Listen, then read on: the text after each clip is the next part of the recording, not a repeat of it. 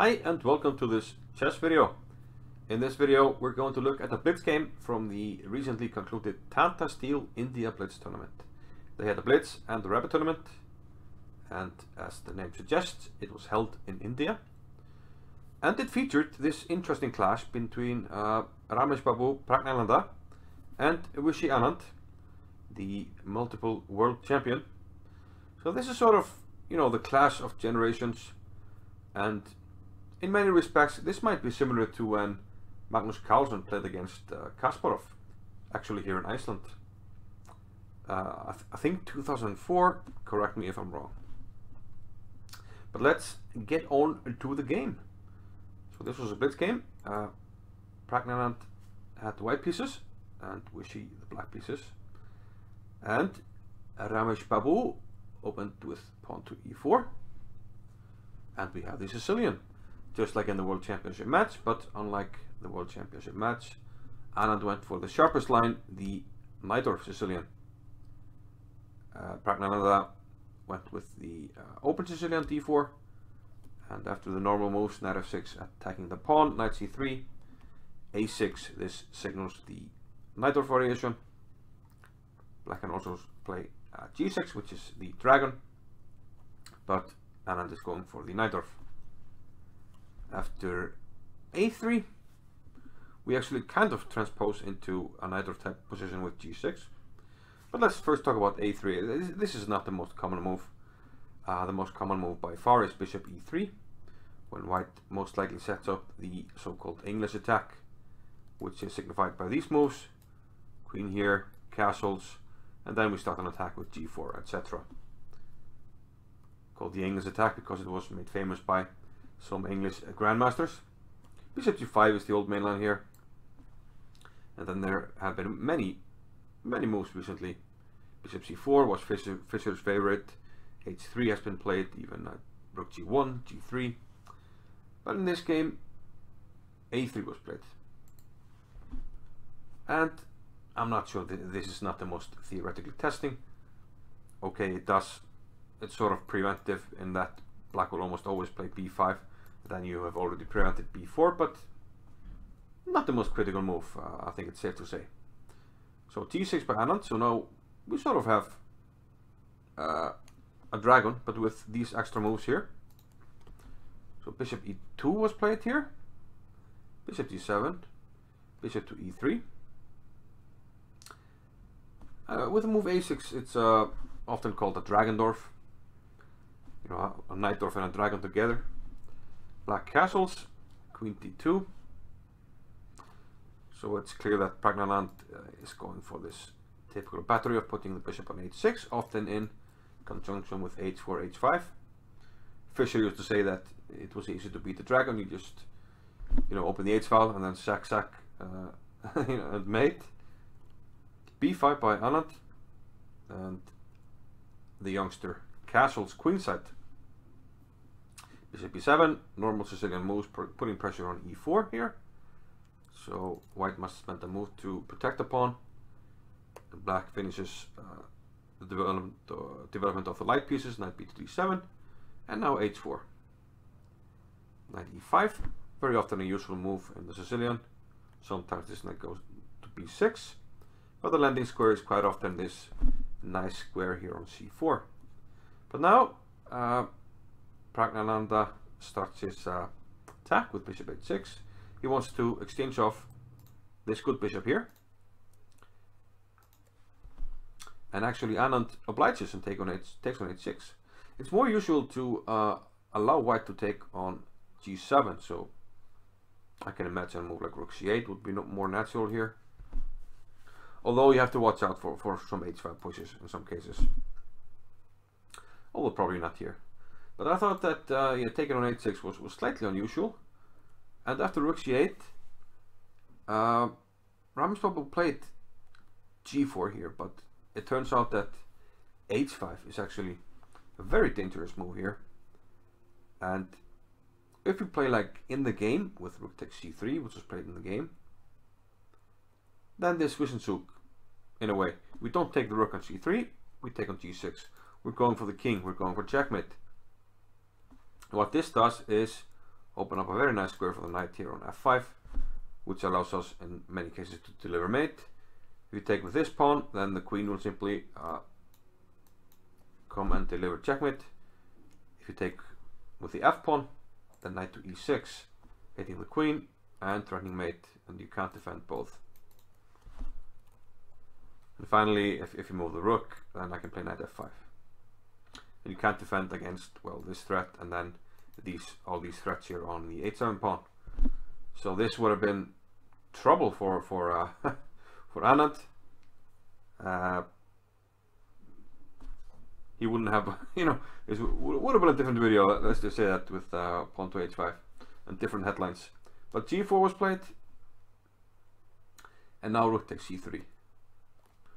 An exchange sacrifice, and it's quite typical in, especially the Dragon, and quite often the Najdorf. I made a video with a very famous exchange sacrifice played by Kasparov against Sicilian. I will leave a link here if you want to check that out and learn more about exchange sacrifices in the Sicilian. Now here, white took on c3, and now queen a5.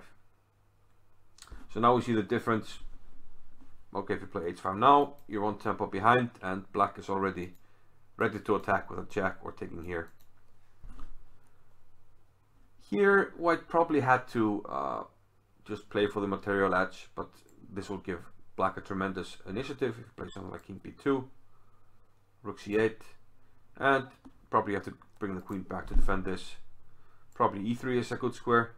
If you go to d2, black can actually think about another typical sacrifice in the Dragon, which is to take this pawn and then activate this knight and just completely rip open white's position.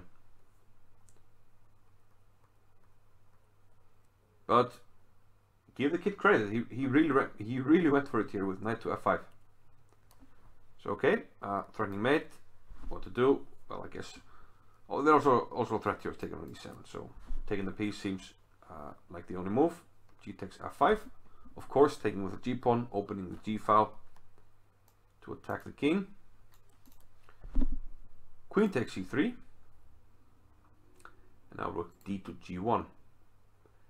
And here, in what should be a winning position, Anand lets the kid kind of off the hook here.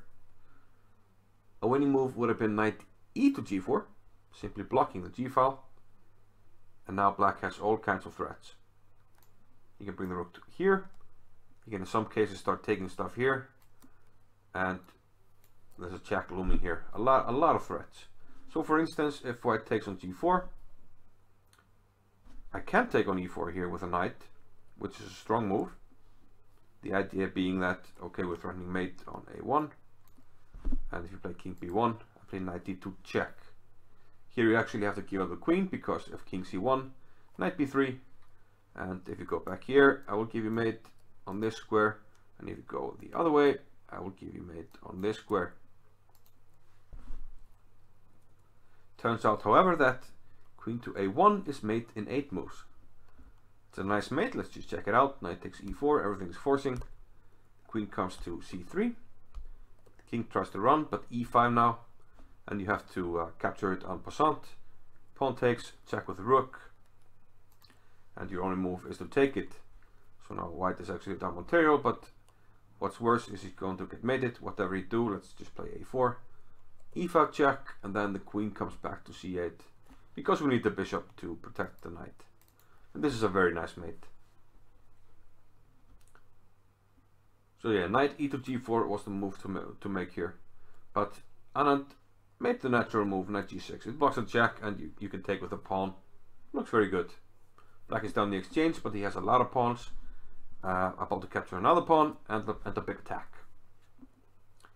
So Praggnanandhaa takes on g6, f takes g6, and now of course white has to go for the attack with h5. Seemingly, but it turns out that the defensive move bishop to d3 would have been best here, just trying to hold on to the c pawn and fortify the e pawn where black has some opportunities to sacrifice material. So he went for it with h5, but now a very nice move by Anand. He played bishop takes e4. This game is full of nice tactics. Attack and defense. The bishop covers g6. So there's no time for sacks here. And in the game, f takes e4 was played. Queen a1 check, and now very forcing continuation here. King d2, knight takes e4 check. King comes to e3 and queen c3 check. Here bishop d3 was interposed, but king takes e4 is a very nice variation after d5. No squares for the king, you have to take. And now a very nice lawnmower mate appears on the board, king e4. If you don't know what the lawnmower mate is, it's simply you take one file at a time, sort of like you would be mowing a lawn. So you can see the queen covers the third, the rook covers the fourth, and then, you know, fourth and the fifth, fifth and the sixth, and the king can only walk off the board into inevitable mate. Very nice variation. So this is why after queen c3, bishop d3 was played. But still Anand can force things with queen d2, and this will actually pick up material, the queen on h6. White does have this move, h takes g6, attacking the queen, but the queen can give a check here, and now h6, and there's no more attack.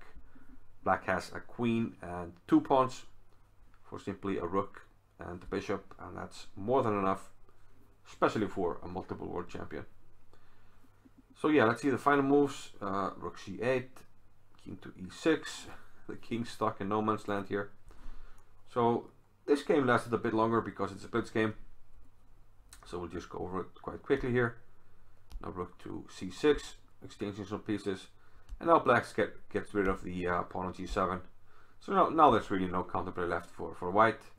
Some checks, and Anand just starts pushing the pawn on the h file. b4.